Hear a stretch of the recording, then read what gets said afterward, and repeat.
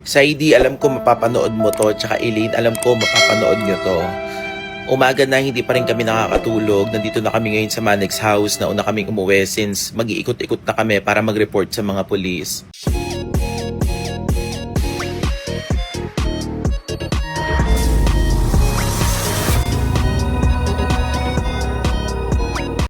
Hi guys, masyado akong stress ngayon, nasasaktan. Di ko alam kung ano yung gagawin ko kasi nga yung Zylane nawawala.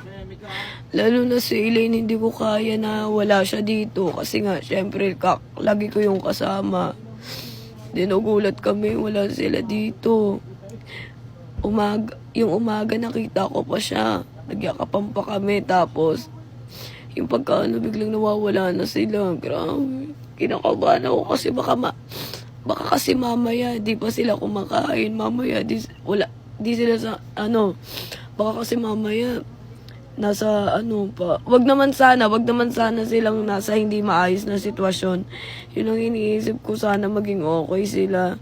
Kasi yung alam kasi namin, uli silang nakita doon sa may palengke ng La Union dito. Nandito kami ngayon sa La Union. Nandun sila ngayon. Huli silang nakita sa La Union, guys.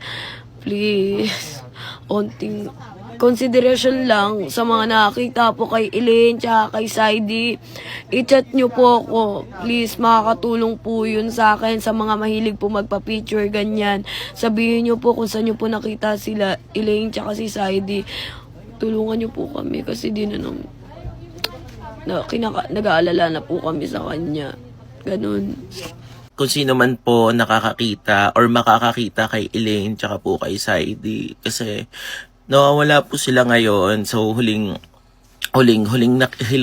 nakita po sila is dito po sa Luna, sa bayan, sa La Union. So di kasi namin alam kung saan po namin hahanapin. So kung makita nyo man po si Elaine tsaka si Saidi or mamataan nyo po is picturean nyo lang po, ipagbigay nyo po alam agad sa amin kasi hindi po namin alam kung ano po nangyari sa kanila, kung may kumuha ba sa kanila kasi kasama sa palengke kanina, then after po nun bigla na lang silang nawala. So mga bandang alas 5, alas 6 po sila huling namataan po dito sa Luna, sa may bayan, sa may La Union. So kung may nakakita man po sa kanila mga kapatid, ibigay alam nyo po sa amin kasi po kaming pamilya niya nag-aalala din po sa kanila.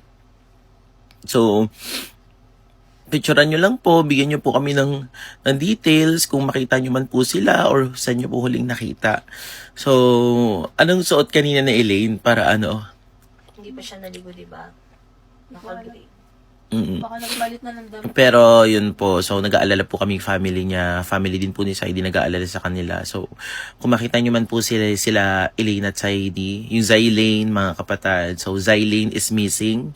So, sana pagbigay alam nyo po sa amin agad. So, salamat.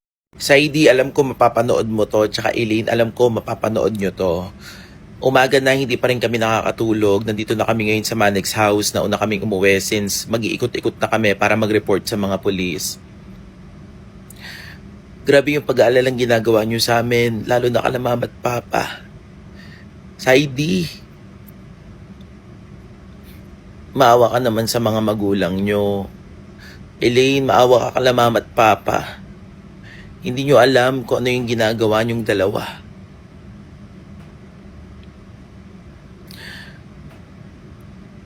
Hindi na namin alam kung anong gagawin.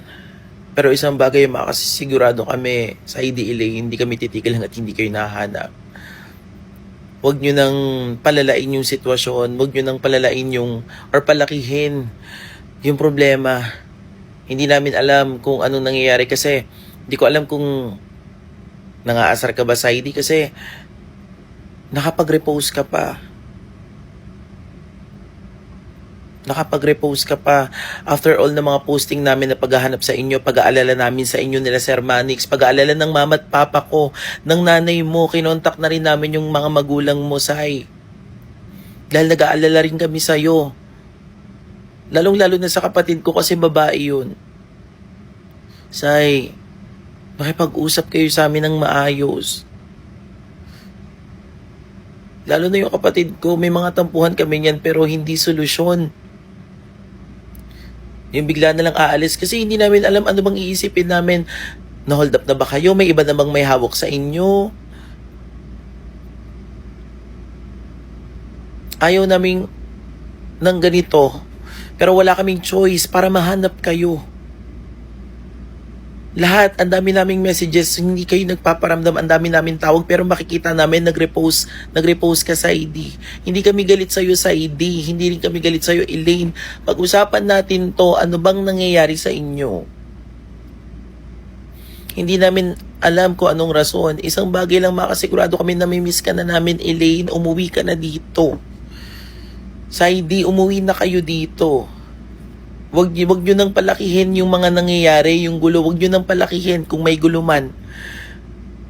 Sa hindi, umuwi na kayo. Pakiusap ko sa inyo. Maawa kayo kala mama at papa. Sa magulang mo. Hindi nyo alam yung ginagawa nyo. Say, Elaine, uwi na kayo dito. Hindi kami magagalit sa inyo. Pakikinggan namin kayo. Ano bang nangyayari sa inyo? Umuwi na kayo dito sa ID, Elaine. Parang awa nyo na. Si ate nag-aalala. Hindi rin na rin natutulog. Si mama at papa, lalo na si papa. Sila mama at papa parang halos hatakihin na sa kakaisip sa inyo. Iyak ng iyak. Please, ID, ikaw na rin mag-push kay Elaine para bumalik kayo dito.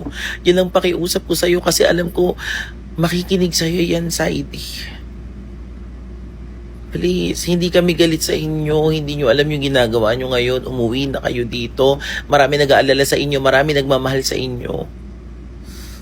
Sana makinig kayo. Alam ko nababasa nyo lahat ng messages namin, please. Kung meron man makakakita sa kanila, please, ipagbigay alam nyo sa amin kasi hindi po kami titigil hanggat hindi sila nakikita.